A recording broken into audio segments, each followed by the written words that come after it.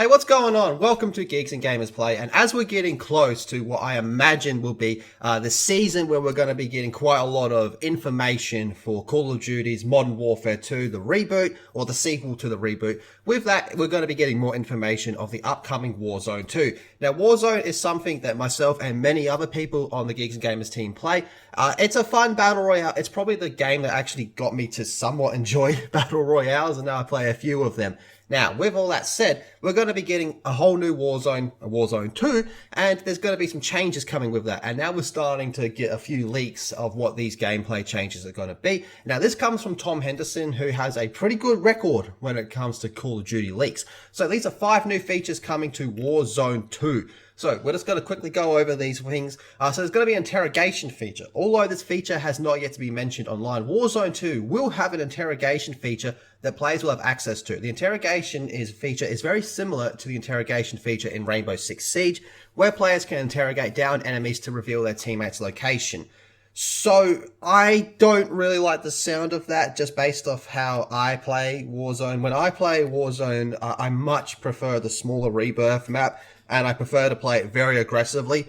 So in most situations in that game, I wouldn't find the interrogation feature particularly useful unless one of their teammates has dipped or just trying to survive to get the resurgence.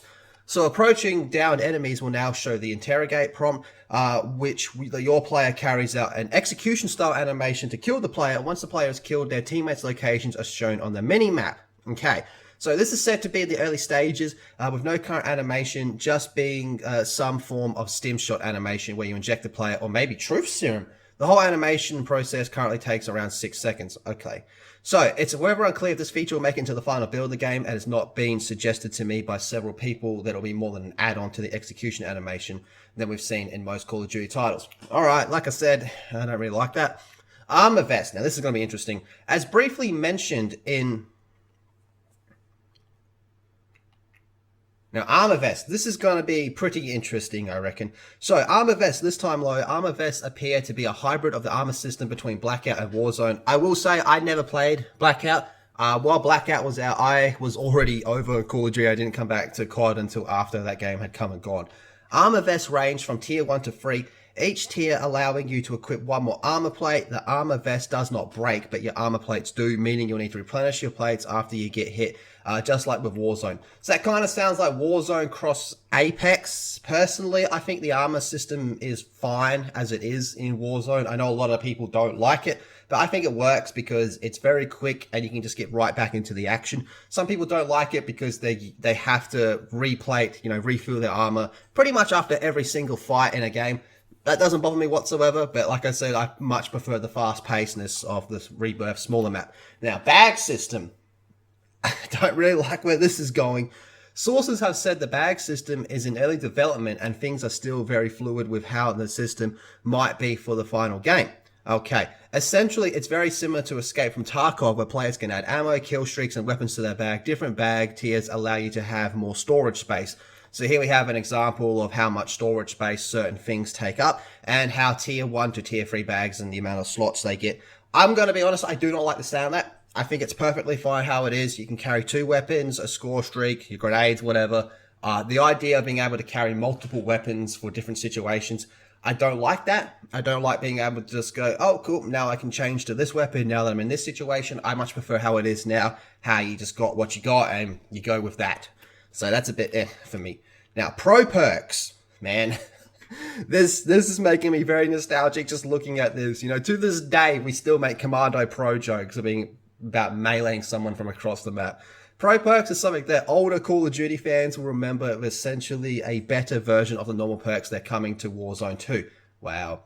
Pro perks are only obtainable by looting Strongholds. Now that's something we're going to be talking about as well. Although some pro perks were on predetermined classes during the recent Warzone 2 playtests, it's not entirely clear whether or not pro perks will be able to be used on your loadouts, as you may need to loot them to use them in order to get the extra edge. Strongholds. Okay, now I've read a bit of this one. Not a fan of this change. We've already covered Strongholds. Strongholds have already been covered in recent reports that you can check out on this link here, but essentially Strongholds are locations scattered around the map that are guarded by AI and have objectives within them. Not a fan of that right off the bat. Completing the objective and mission will grant you your loadout in addition to other goodies like pro perks and kill streaks. As with the leaks, please take this information with a pinch of salt. Warzone 2 and Modern Warfare 2 are still in active development and are still within 5 to 6 months development from the release of this, with many things subject to change. I also want to make it clear, although previous Modern Warfare 2 maps from the original game are coming to Warzone 2, it doesn't necessarily mean they're coming to the premium title as 6v6 maps at launch. I think that's stupid not to do that. Bringing back places like High Rise, I think, would be an absolute dub for Call of Duty Modern Warfare 2. Instead, they're going to be points of interest in Warzone 2. I think that's very silly. All in all, a lot of these changes I'm not really digging if they end up being true and implemented in the final version of the game. I think there's definitely a lot of fixes that could happen to Warzone, but these new changes and integrations, on paper at least, I'm not so much a fan of them. One thing I would really like Warzone to add is a ranked mode. I cannot believe that we've gone this far into Warzone without a ranked mode. That just seems really silly to me.